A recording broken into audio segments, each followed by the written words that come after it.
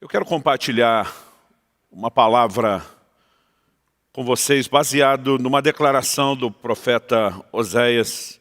Ele, falando da parte de Deus, diz no capítulo 4 e no versículo 6 o seguinte. Eu vou ler a primeira parte do versículo 6 apenas. O meu povo está sendo destruído, pois lhe falta o conhecimento. Eu quero tomar justamente essa declaração de Deus por intermédio de Oséias. E o tema da minha mensagem hoje é os danos da ignorância. O texto está dizendo de uma forma clara que a ignorância ela pode ser destruidora. Ele diz, o meu povo está sendo destruído. Uma outra versão diz, o meu povo perece porque lhe falta o conhecimento. Então é muito importante que a gente entenda o quão significativo, importante e relevante é o conhecimento, não apenas na relação com Deus, mas para se viver o mundo espiritual, a vida espiritual. Nós precisamos entender a importância do conhecimento e, em contrapartida, quais são os danos da ignorância. A minha ênfase hoje, apesar de apresentar o aspecto negativo da ignorância, obviamente, é produzir em você uma reação positiva, é a busca pelo conhecimento. E eu quero tratar de 3 áreas específicas onde esses danos da ignorância se manifestam. Em primeiro lugar, eu quero falar disso no nosso relacionamento com Deus, né? A ignorância em relação a Deus, o não conhecer a Deus. Em segundo lugar, eu quero tratar de outra esfera, que diz respeito à ignorância em relação a nós mesmos, a quem somos e ao que nós temos em Deus. Mas em terceiro e último lugar, eu quero chamar a sua atenção para a ignorância em relação às leis espirituais. Quais são os danos de não conhecer as leis, os princípios que regem o mundo espiritual? Para então, depois de trazer esse alerta específico nessas 3 áreas, podemos, obviamente, falar daquilo que é o antídoto, o conhecimento e como podemos e devemos mergulhar nesse lugar de um entendimento mais claro a respeito de Deus, baseado principalmente na sua palavra. Então, podemos declarar que a ignorância é destruidora. De acordo com Jesus, ela também é escravizadora. Em João 8,32, o Senhor Jesus declara, conhecereis a verdade e a verdade vos libertará. Nós precisamos entender que se a verdade produz libertação, é porque então a ignorância, a falta de conhecer a verdade, ela escraviza. E tem muitas pessoas que por falta de conhecimento estão vivendo aquém do que deveriam, né? Muito distante daquilo que Deus preparou, planejou e predeterminou para que fosse a forma de caminharmos com Ele, de vivermos a vida espiritual e de uma forma muito específica a vida cristã. Então eu quero começar falando a respeito do conhecimento de Deus, de não conhecer a Deus. Em primeira carta de Paulo aos Coríntios, no capítulo 8, nos versículos 6 e 7, nós lemos o seguinte, há um só Deus, o Pai, de quem são todas as coisas e para quem existimos, e um só Senhor, Jesus Cristo, por meio de quem todas as coisas existem e por meio de quem também nós existimos. Depois de fazer essa afirmação, o apóstolo diz, entretanto, nem todos têm esse conhecimento. O que nos leva à seguinte conclusão, nem todos conhecem a Deus. Obviamente, se a humanidade conhecesse a Deus e se relacionasse com Deus, nós teríamos um mundo completamente distinto, um mundo completamente diferente daquele no qual vivemos. No entanto, quando falamos que nem todos conhecem a Deus, normalmente a nossa inclinação é fazer uma divisão, uma separação básica entre quem ainda não se converteu e aqueles que já se converteram. Quase que pressupondo que quem não conhece a Deus é apenas aquele que ainda não se converteu. Isso é verdade, esse aspecto de quem ainda não se converteu, não ter um conhecimento prático ou íntimo de Deus é fato, mas, por outro lado, a palavra de Deus também fala que dentro da igreja, daqueles que professam a fé, existem aqueles que podem ser categorizados como não conhecendo a Deus. Ainda que talvez o nível de ignorância seja distinto, eles ainda estão dentro de uma dimensão de ignorância, a ponto da Bíblia sustentar essa declaração que mesmo dentro da igreja não conhecem a Deus. Isso me chama a atenção. Primeira carta de Paulo aos Coríntios, capítulo 15, versículo 34, ele diz, voltem à sobriedade como convém e não pequem. porque alguns ainda não têm conhecimento de Deus. Digo isso para vergonha de vocês. Aqui Paulo está se dirigindo aos irmãos, à igreja.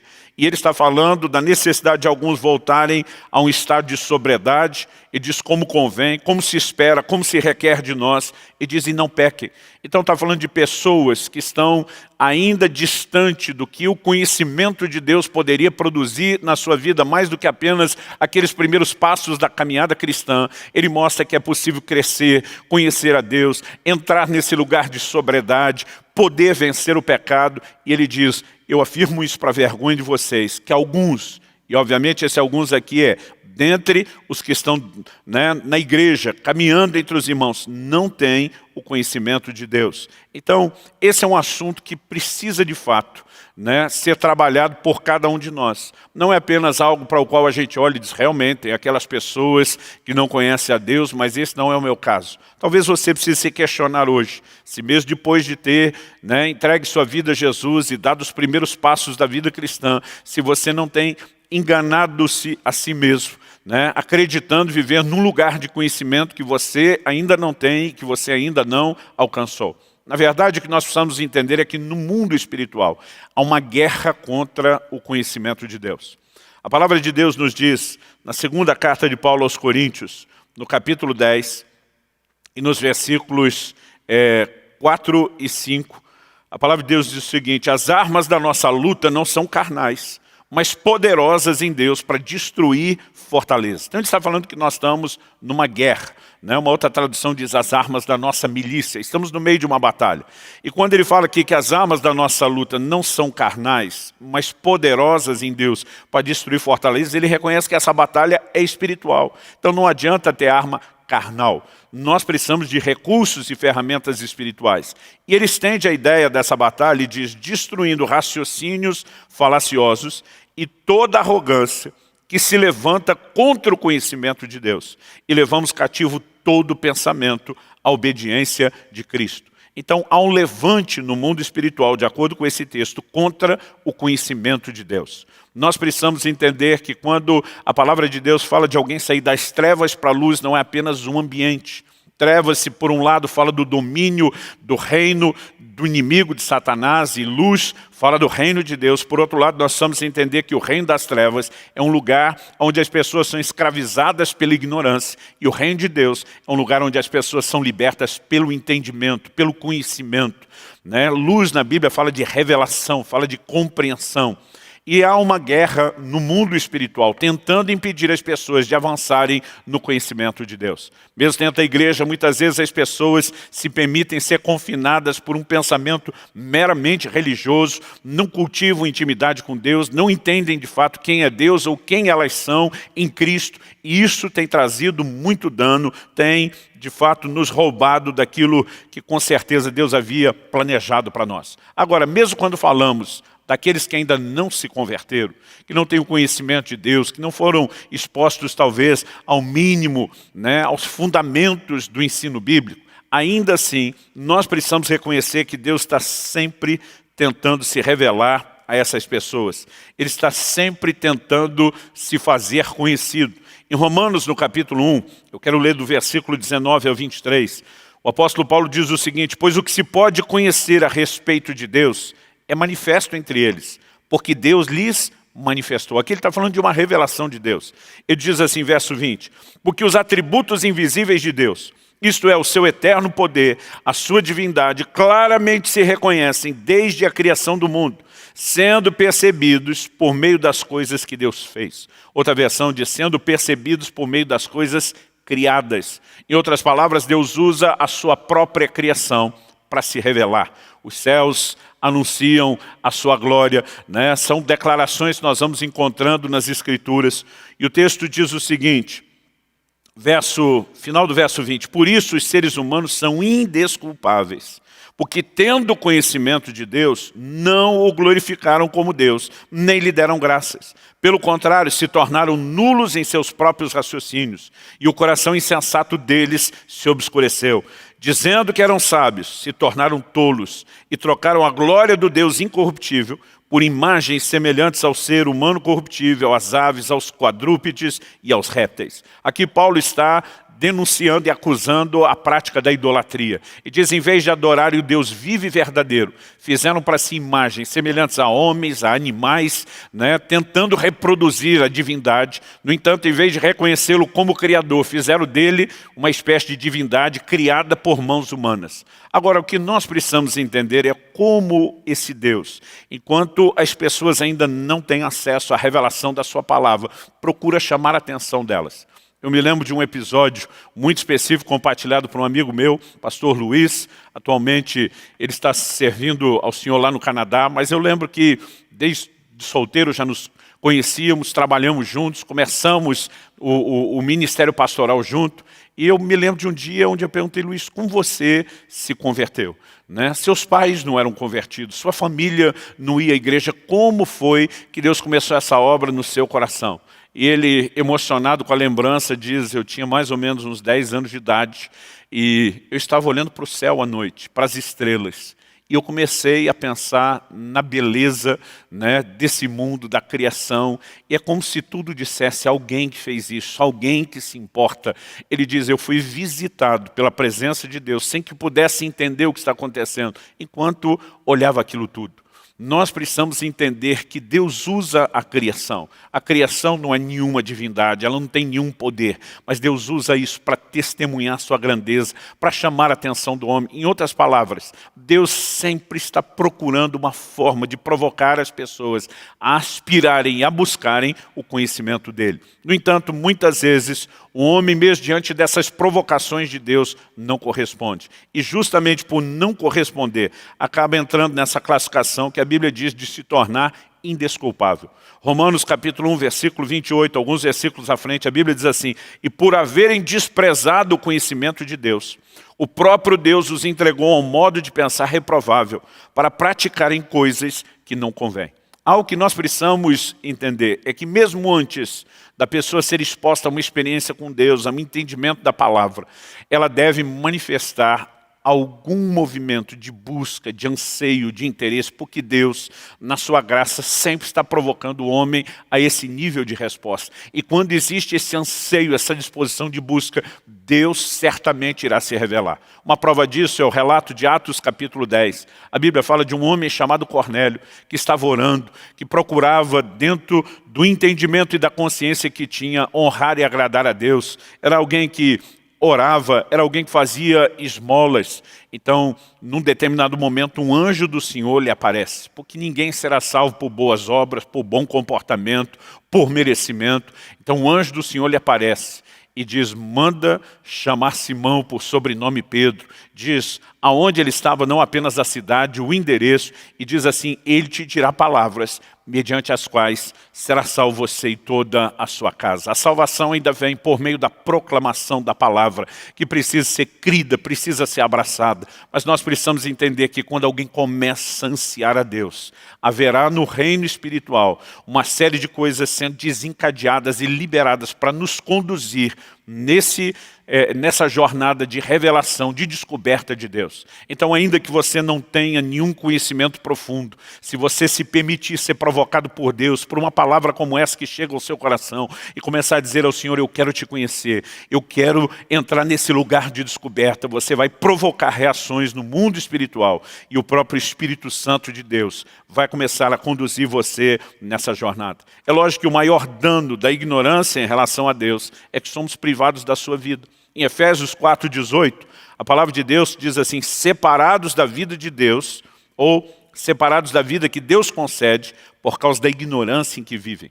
Esse é o estado dos ímpios, estão separados da vida de Deus por causa da ignorância em que vivem. O conhecimento de Deus não é apenas para que a gente consiga especular sobre quem Deus é para que de uma forma prática, a gente, por meio de um encontro com Ele, receba da vida que só Ele pode comunicar. Efésios 2 diz que nós estávamos mortos nos nossos delitos e pecados, mas Ele nos deu vida, Ele nos vivificou. É muito mais do que apenas receber receber o perdão da culpa dos pecados que um dia cometemos. Nós estávamos distantes, mortos espiritualmente, distantes de Deus por causa desse pecado. E Ele nos traz vida. No entanto, depois dessa experiência de ressurgirmos, né, de sermos vivificados por Deus, nós precisamos entender que o conhecimento de Deus ainda deve ser crescente, deve ser progressivo e vai nos levar a viver vários outros benefícios. Portanto, a ignorância, a falta de conhecimento também vai nos privar. Tem muita gente que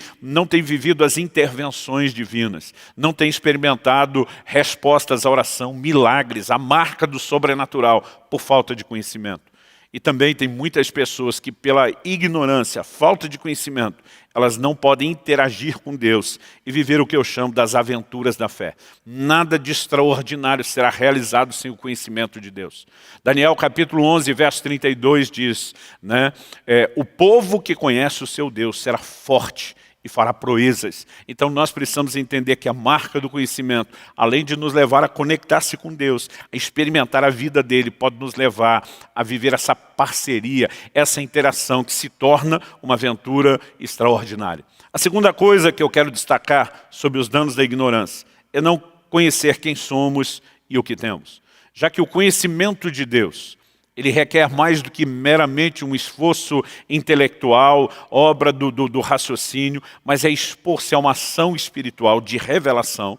Nós precisamos entender que à medida que crescemos no conhecimento de Deus, nós também cresceremos no conhecimento de nós mesmos, no sentido de entender espiritualmente quem somos e o que temos. No Evangelho de Mateus, no capítulo 16, o Senhor Jesus, quando estava em Cesareia de Filipos, com os seus discípulos, ele começa a fazer a pergunta, quem dizem os homens ser o Filho do Homem? Em outras palavras, o que é que estão falando a meu respeito? E eles mencionam, né, alguns estão dizendo que você é João Batista, outros estão dizendo que é Elias, Jeremias, um dos profetas, até que Jesus pergunta, e vocês, quem dizem que eu sou? No verso 16, eu vou ler do 16 ao 19, nós temos a seguinte resposta de Pedro. Respondendo, Simão Pedro disse, o Senhor é o Cristo, o Filho do Deus vivo.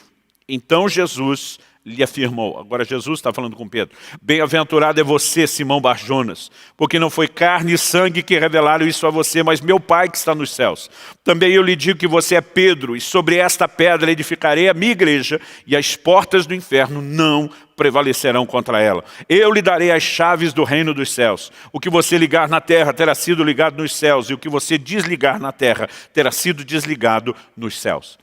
Algo importante é perceber que Pedro tem uma revelação de quem é Jesus. Enquanto todo mundo está especulando, deve ser o Elias prometido, João Batista que voltou dentre os mortos, não talvez Jeremias, outro dos profetas, Pedro tem uma revelação. Jesus diz, não foi carne e sangue quem te revelou. Em outras palavras, essa informação que alcançou o seu íntimo, Pedro, ela não veio através de pessoas, ela não veio de vias naturais. Ele está dizendo, foi o meu Pai que te revelou. E eu gosto de olhar exatamente para isso, né? Como uma revelação de Deus. Deus, o próprio Deus está disposto a ampliar o entendimento, o conhecimento que nós podemos ter dele. E quando nós começamos a entrar nesse lugar de revelação, de entender quem ele é, em contrapartida, nós acabamos tendo uma revelação de quem nós somos.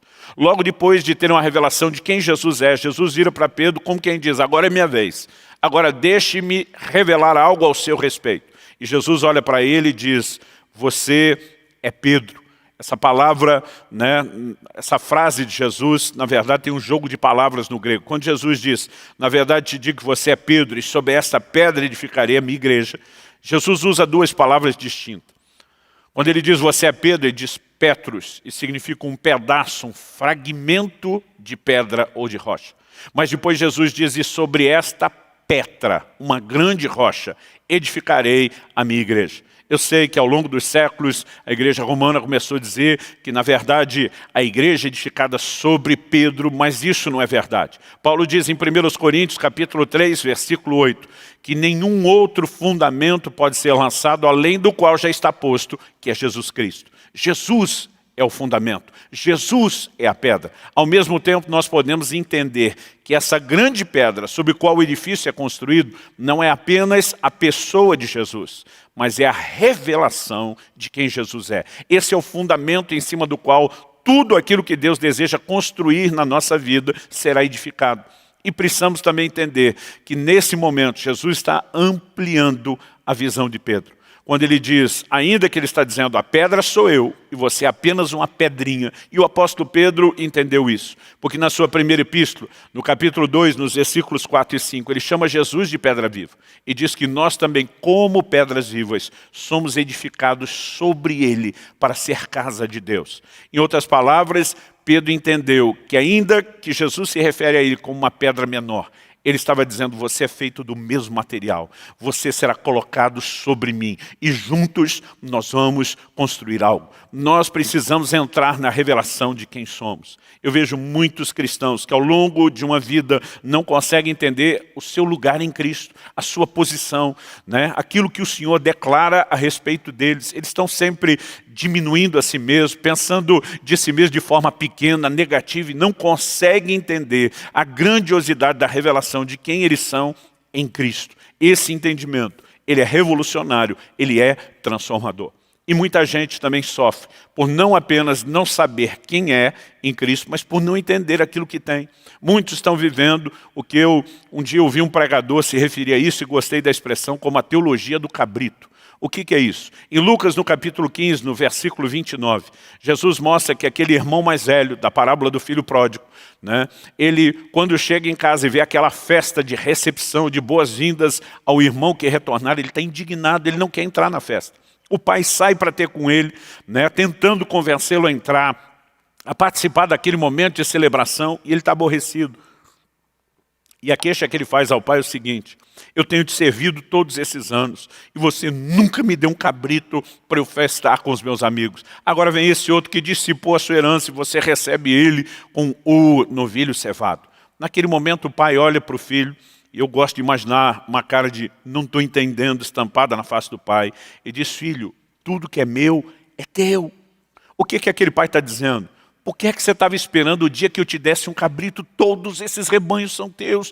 Tudo que é meu é seu. Você podia ter pego o cabrito que quisesse, a hora que quisesse, para ter feito a festa que quisesse com seus amigos. Agora, o que é a teologia do cabrito? É aquele crente que vive aborrecido com Deus, por ele não ter lhe dado uma coisinha, que na verdade é parte daquele tudo que Deus já lhe deu. A falta de entendimento de quem nós somos e do que nós temos tem roubado muitos de nós. Em 1988,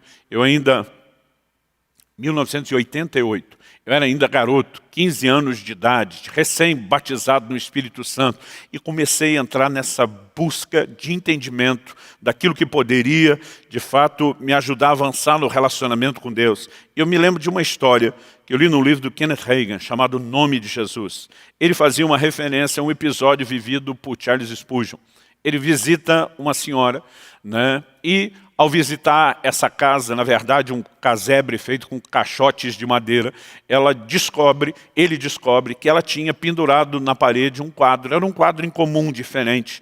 Na verdade, Spurgeon aproximou, viu que era um documento, pediu permissão, a senhora me deixaria examinar o que é isso? Primeiro ele pergunta o que é. Ela, na verdade, tinha trabalhado como empregada, né, para uma família que pertencia à nobreza na Inglaterra, e ela diz, não, antes de morrer a condessa me deixou isso, eu guardo com muito carinho. A mulher era analfabeta e não tinha ideia do que era o documento, mas se sentiu tão honrada que mandou emoldurar e colocar o quadro na parede. Ele diz, a senhora me permitiria examinar o que é esse papel? E ela disse, sim, contanto que o senhor me devolva. Na verdade, aquilo era um testamento. Aquela condessa, antes de morrer, não tinha filhos, tinha incluído a empregada. O governo já havia procurado, né, registro desse testamento, sem ter encontrado. O dinheiro estava lá rendendo juros. Finalmente ela pôde receber, mas mais de 10 anos havia se passado. Aquele dinheiro teria sido bem mais útil antes. E ele usa isso como uma figura do comportamento de muitos crentes. A gente tem lá a nova aliança, nós temos as declarações da palavra de Deus. Às vezes a gente abraça a Bíblia com carinho, diz que bom que Deus pensou em nós, mas não temos a menor noção do que Ele nos legou, daquilo que Ele nos deu. E a falta de entendimento de quem nós somos e daquilo que nós temos tem nos levado a viver num lugar de mediocridade espiritual que Deus nunca sonhou e que Ele nunca planejou para nós. Então nós precisamos de um posicionamento firme para mudar essa história, para reverter esse jogo. E eu quero, em terceiro e último lugar, falamos sobre a ignorância em relação a Deus, a ignorância em relação a nós mesmos, né, a conhecer quem somos e o que temos. Mas, em terceiro e último lugar, eu quero falar de algo que as pessoas não conseguem imaginar que seja tão sério, que é não conhecer as leis espirituais, os princípios do reino espiritual, né? As leis que regem o reino de Deus. Então, em Levítico, no capítulo 5, no versículo 17, nós lemos que Deus instituiu no sistema do Antigo Testamento sacrifícios pelo que eram chamados pecados de ignorância. O que isso nos revela? Que pecados cometidos por ignorância, por falta de conhecimento, ainda são tratados como pecados. Ou seja, muitas vezes, diferente daquele que peca de forma deliberada, nós estamos pecando porque sequer conhecemos os princípios que estamos violando.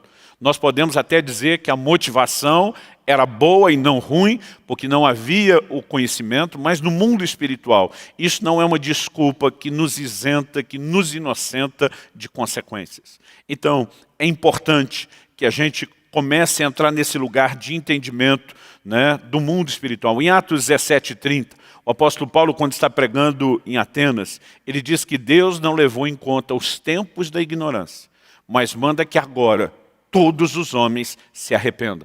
Em outras palavras, ele está dizendo que apesar de Deus ter entendido que era um tempo de ignorância, ele agora chama as pessoas a se arrependerem daquilo que elas ignoravam ser pecado. Em outras palavras, não é porque estavam na ignorância que não estavam pecando.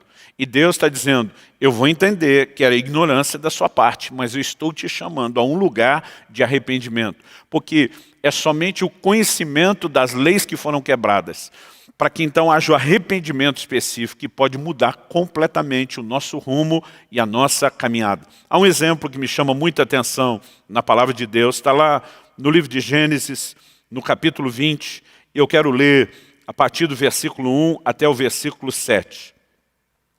O texto diz o seguinte, Abraão partiu dali e foi para a terra do Neguebe. Habitou entre Cádiz e Sur e morou em Gerar. Abraão dizia que Sara, a mulher dele, era sua irmã. Sabemos pela Bíblia que ela era meia-irmã, mas Abraão valorizou isso. Então o texto diz assim, então Abimeleque, rei de Gerar, mandou buscá-la. Deus, porém, veio a Abimeleque em sonhos de noite e lhe disse, você vai ser castigado com a morte por causa da mulher que tomou, porque ela tem marido. Ora, Abimeleque ainda não havia se aproximado de Sara e por isso disse, Senhor, matarás até uma nação inocente?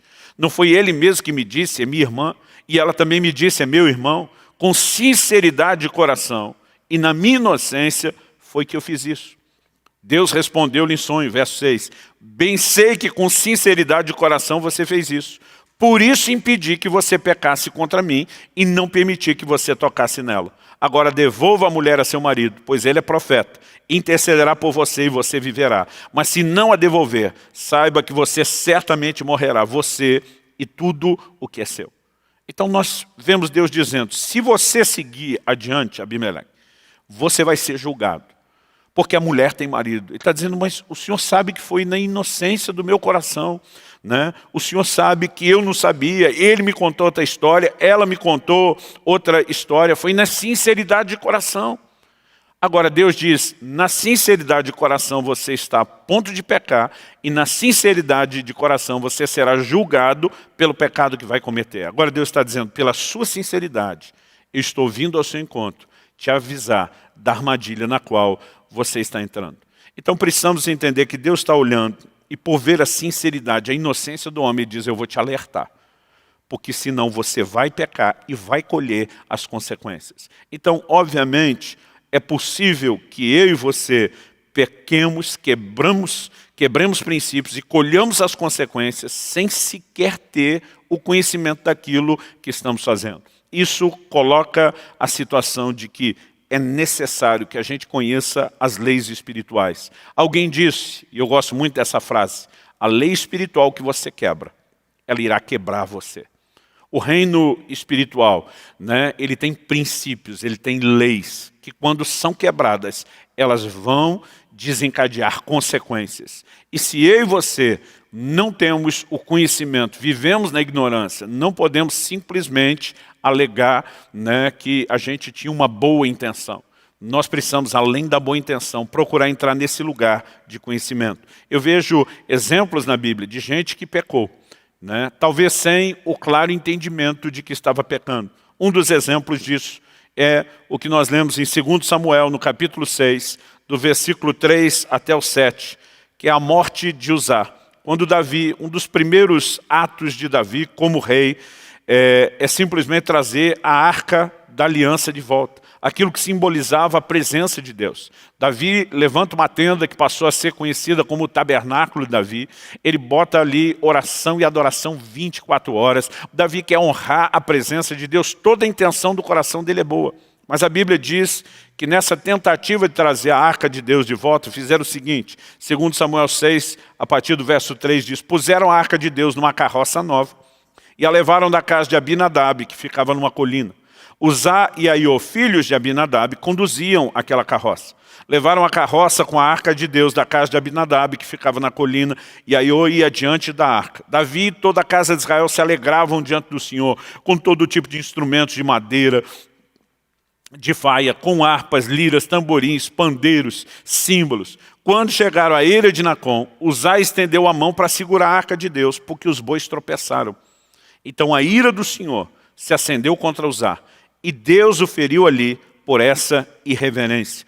E Uzá morreu ali, ao lado da arca de Deus. O verso seguinte nos mostra que Davi fica irado, aborrecido com o acontecimento. Mas a pergunta a ser feita é: o que aconteceu? No livro de Números, no capítulo 7, a palavra de Deus nos mostra que dentre os levitas, a tribo responsável pelo ministério, Deus divide eles entre os grupos, os filhos, né,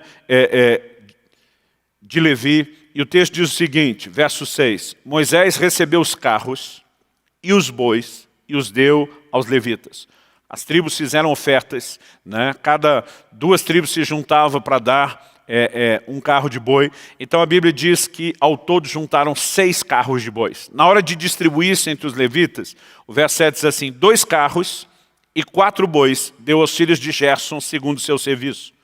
4 carros e 8 bois deu aos filhos de Merari segundo o seu serviço, sob a direção de Itamar, filho de Arão, o sacerdote. Mas aos filhos de Corte, então os levitas eram divididos nessas 3 famílias, os gersonitas, os meraritas e os coatitas. Aos filhos de Coate não deu nada, nenhum carro de boi. O texto diz, porque a cargo deles estava o santuário, que deviam levar nos ombros. A maior parte do santuário, não era só a arca, não poderia ser carregada num carro de boi. Eles tinham que carregar nos ombros. Agora, lá na frente, anos depois, a arca, por muito tempo distante, fora da casa de Deus, todos aqueles sacerdotes se movendo sem o entendimento claro da palavra de Deus, tentam fazer uma coisa boa, que é trazer a arca de Deus de volta. Mas estavam fazendo a coisa certa do jeito errado. Não funciona. Nós temos inúmeros exemplos na Bíblia de que fazer a coisa certa do jeito errado não funciona. Por exemplo, uma coisa certa para se receber de Deus é você ir a Ele em fé e oração por meio das petições. Mas a Bíblia diz em Tiago 4,2, nada tendes porque não pedis. Alguns não recebem porque não pedem, não estão fazendo a coisa certa. Mas no versículo seguinte, Tiago 4,3, a Bíblia diz, pedis e não recebeis porque pedis mal. Isso significa o quê? Que se a gente faz a coisa certa do jeito errado, também não funciona. Nós vemos isso em relação às ofertas. Enquanto a oferta de Abel, né, foi aceita por Deus, Abel e a sua oferta foram aceitos, Caim e a sua oferta foram rejeitados.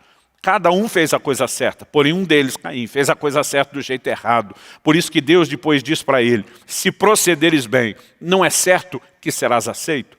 Né? Em outras palavras, Deus está dizendo, você só não foi aceito porque procedeu mal. Está fazendo a coisa certa do jeito errado. Podemos dizer o mesmo sobre a ceia do Senhor. Devemos celebrar a ceia do Senhor.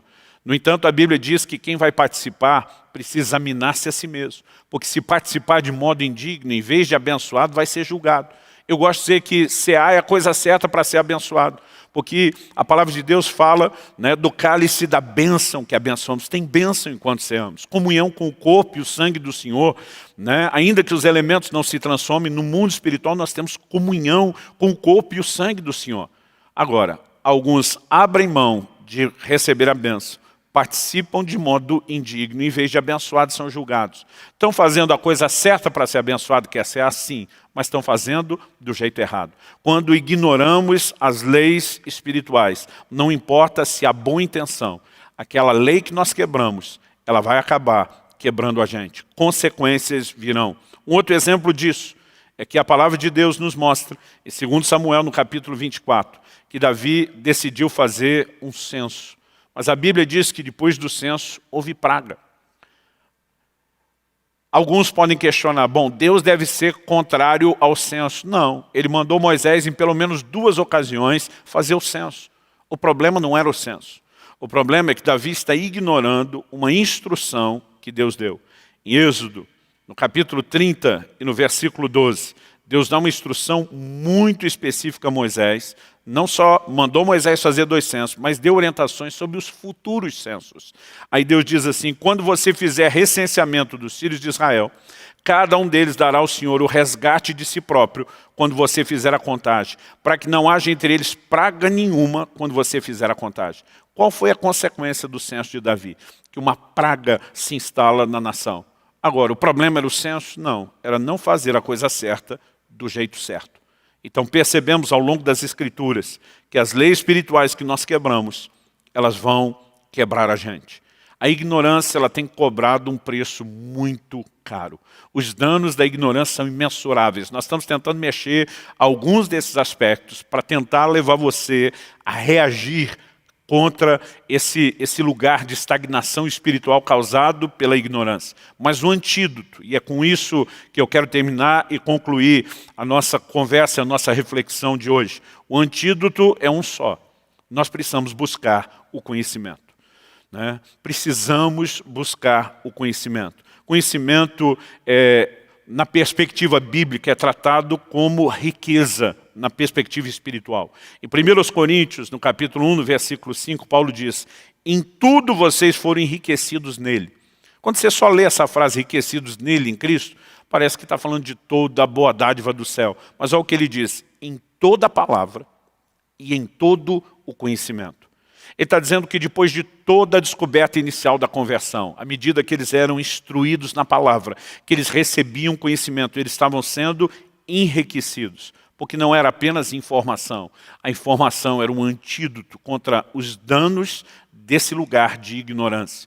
E nós precisamos valorizar o relacionamento com o conhecimento que Deus quer que a gente tenha. Todo o conhecimento que Deus quer trazer ao meu e ao seu coração já foi pré-determinado, pré-estabelecido por Deus e nos é oferecido por meio da sua palavra, da revelação da sua palavra. Eu sei que o Espírito Santo pode trazer revelações personalizadas sobre o projeto que ele tem para alguém. Mas quando falamos de leis do mundo espiritual, tudo o que eu e você precisamos saber, conhecer e entender, já foi comunicado por Deus na sua palavra. No entanto, esse conhecimento não vem por download gratuito, automático, instantâneo. Ele precisa ser buscado.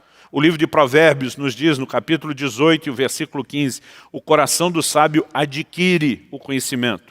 O ouvido dos sábios procura o saber. Então o conhecimento tem que ser adquirido. O saber precisa ser procurado. É a única forma de encontrá-lo. E como faremos isso? Examinando as Escrituras. Jesus diz em João 5,39, examinais as Escrituras, porque julgais ter nelas a vida eterna. E Jesus diz, são elas que dão testemunho de mim. Se queremos conhecer a Deus, se queremos conhecer a Cristo, se queremos saber quem somos, o que nós temos nele, se queremos conhecer as leis espirituais que não podem ser quebradas e nem tampouco ignoradas, nós precisamos mudar o nosso posicionamento em relação à palavra. Eu, com muita tristeza no coração, constato crentes que raramente leem a Bíblia. Raramente. Alguns sequer se dão ao luxo de acompanhar aquilo que nós estamos lendo e compartilhando nos cultos. Sequer se dão ao luxo de abrir, de procurar ler, de conferir, né, de dizer eu vou pensar, vou refletir nisso. Não leem a palavra de Deus. E depois, muitas vezes o posicionamento de alguns é eu não entendo que minha vida espiritual não rompe. Porque você está sendo destruído, escravizado pela própria ignorância. Só há um remédio, só há um antídoto. Decidimos ter um posicionamento. É lógico que o conhecimento de Deus, ele é progressivo, ele é crescente. Porque Ao mesmo tempo que nós falamos de um ímpio que não conhece nada de Deus, nós falamos de gente dentro da igreja que está sendo, recebendo aquele rótulo para vergonha deles, como disse Paulo, de que eles não têm o conhecimento de Deus. Não quer dizer que eles não têm conhecimento nenhum, mas eles não têm o conhecimento que poderiam ter, que poderia levá-los a um lugar mais profundo. Então, esse conhecimento, ele não pode estagnar, ele tem que ser progressivo. Provérbios 4,18 diz que a vereda do justo é como a luz da aurora. Ela vai brilhando mais e mais, até ser dia perfeito. Nós precisamos entender que o conhecimento de Deus não é diferente, é tão progressivo quanto a luz do sol. Colossenses 1,10 diz, Paulo está orando pelos colossenses e um dos seus clamores, do seu pedido, dos pedidos que ele faz a Deus, é que eles possam frutificar, e ele diz assim, crescendo no conhecimento de Deus. O apóstolo Pedro diz em 2 de Pedro 3,18 que nós devemos crescer na graça e no conhecimento de nosso Senhor Jesus. Assim como ele mostra que a graça é essencial a ponto de dizer cresçam nela, ele está dizendo o conhecimento do Senhor Jesus também é essencial. Se entendemos que o conhecimento é tão vital, tão essencial, que é o grande antídoto para essa ignorância destruidora e escravizadora, e entendemos que é nossa responsabilidade buscá-lo. Embora a gente não precisa buscar só com os recursos naturais. Eu gosto, à medida que estou lendo a Bíblia, o tempo todo ficar dizendo, Espírito Santo, me guie. O Senhor é o Espírito da verdade. Jesus disse que o Senhor nos guiaria à verdade. Ilumina os meus olhos, me ajuda a ir além da minha capacidade humana, natural. Traz percepção, traz entendimento espiritual, traz revelação. E acredito que esse é um nível de conhecimento que deva ser buscado. O primeiro livro que eu publiquei no formato de livro, antigamente tive uma publicação anterior a essa, que era mais para uma apostila, se chama O Conhecimento Revelado. Alguém me disse, por que esse foi o primeiro livro? Eu falei, porque foi um dos entendimentos mais revolucionários da minha vida. Saber que a gente precisa de conhecimento e que é um nível de conhecimento que não é só natural, não é só ler livro, é você se permitir ser iluminado por Deus. Eu quero desafiar o seu coração a assumir não apenas a sua responsabilidade de buscar o conhecimento, mas viver essa jornada extraordinária que vai te poupar dos danos da ignorância, dessa ignorância destruidora e escravizadora. E você é responsável, ainda que esteja limitado, como Cornélio, que não sabia muita coisa sobre Deus ou a vida cristã, mas estava ali o tempo todo orando, dizendo, Senhor, eu quero conhecer, eu quero entender, eu quero viver. Se houver no seu coração esse anseio, essa aspiração, o próprio Deus virá ao seu encontro, ampliando a sua revelação. Mas você que já teve um encontro com Cristo e já sabe de quão extraordinário é o tesouro da palavra, decida separar tempo todos os dias para crescer no conhecimento de Deus, de quem você é, do que você tem e das leis que governam o mundo espiritual. Pai, eu oro por cada um dos meus irmãos e irmãs, eu oro por cada pessoa alcançada por essa palavra. Eu oro que o Teu Espírito faça algo no íntimo de cada um. Eu tentei compartilhar isso, ó Deus, da forma mais simples, generalizada possível, mas o Senhor pode trazer aplicação personalizada como ninguém. O Senhor pode trazer, de fato, um nível não só de compreensão, mas de resposta dentro de cada um deles. E nós oramos por isso. Oramos que cada um possa se levantar, vendo a ignorância como um inimigo a ser vencido, vendo a ignorância como algo extremamente danoso, e entendendo que o único antídoto é o conhecimento, que se recebe principalmente por meio da Tua palavra. Eu oro que nesse ambiente de oração, do relacionamento cultivado com o Senhor no dia a dia, também haja revelação da Tua palavra. Mas eu oro que possamos trilhar esse caminho, essa jornada de conhecimento, que se demonstre, ó Deus, ser libertadora na vida de cada um deles, que se possa ser dito sobre cada um deles, que eles conheceram a verdade, e a verdade os libertou desse lugar de escravidão produzido pela ignorância. Eu oro por uma santa indignação sendo liberada, provocada pelo Senhor dentro de cada um de nós, para que nenhum de nós aceite de forma passiva viver nesse lugar de ignorância, mas que a gente decida escrever uma história diferente, buscando ao Senhor, examinando as Escrituras, buscando crescer no conhecimento de Deus. Eu oro em nome de Jesus. Eu oro em nome de Jesus. E que não apenas agora, mas mesmo depois de terem ouvido essa palavra, Que o Teu Espírito permita que haja reflexão, que haja aplicação e que possa haver um despertamento para a Tua palavra.